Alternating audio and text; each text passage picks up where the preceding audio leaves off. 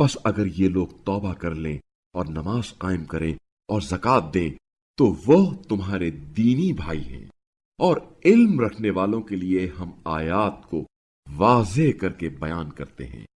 اور اگر عہد کرنے کے بعد یہ لوگ اپنی قسمیں توڑ دیں اور تمہارے دین کی عیب جوئی کرنے لگ جائیں تو کفر کے اماموں سے جنگ کرو، کیونکہ ان کی قسموں کا کوئی اعتبار نہیں، شاید وہ باز آ جائیں۔ کیا تم ایسے لوگوں سے نہیں لڑو گے جو اپنی قسمیں توڑ دیتے ہیں اور جنہوں نے رسول کو نکالنے کا ارادہ کیا تھا؟ پہلی بار تم سے زیادتی میں پہل بھی انہوں نے کی تھی۔ کیا تم ان سے ڈرتے ہو؟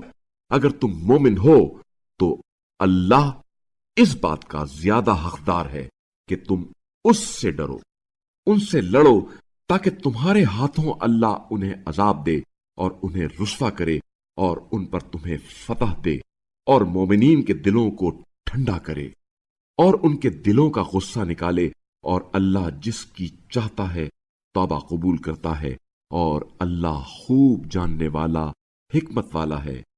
کیا تم لوگوں نے یہ خیال کر رکھا ہے کہ یوں ہی چھوڑ دیے جاؤ گے، حالانکہ اللہ نے ابھی یہ بھی نہیں دیکھا ہے کہ تم میں سے کس نے جہاد کیا اور کس نے اللہ، اس کے رسول اور مومنین کے سوا کسی اور کو اپنا پھیدی نہیں بنایا، اور اللہ تمہارے اعمال سے خوب باخبر ہے۔ مشرکین کو یہ حق حاصل نہیں کہ اللہ کی مساجد کو آباد کریں، در حال کہ وہ خود اپنے کفر کی شہادت دے رہے ہیں۔ ان لوگوں کے اعمال برباد ہو گئے اور وہ آتش میں ہمیشہ رہیں گے۔ اللہ کی مسجدوں کو صرف وہی لوگ آباد کر سکتے ہیں جو اللہ اور روز آخرت پر ایمان رکھتے ہوں اور نماز قائم کرتے ہوں، نیز زکات ادا کرتے ہوں، اور اللہ کے سوا کسی سے خوف نہ کھاتے ہوں۔ بس امید ہے کہ یہ لوگ ہدایت پانے والوں میں سے ہو جائیں گے۔ کیا تم نے حاجیوں کو پانی پلانے اور مسجد الحرام کی آباد کاری کو اس شخص کے برابر قرار دیا ہے جس نے اللہ اور روز آخرت پر ایمان لایا اور راہ خدا میں جہاد کیا؟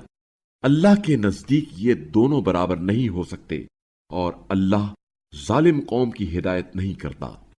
جو لوگ ایمان لائے اور ہجرت کی اور اپنے اموال سے اور اپنی جانوں سے راہ خدا میں جہاد کیا، وہ اللہ کے نزدیک نہایت عظیم درجہ رکھتے ہیں، اور وہی لوگ کامیاب ہیں۔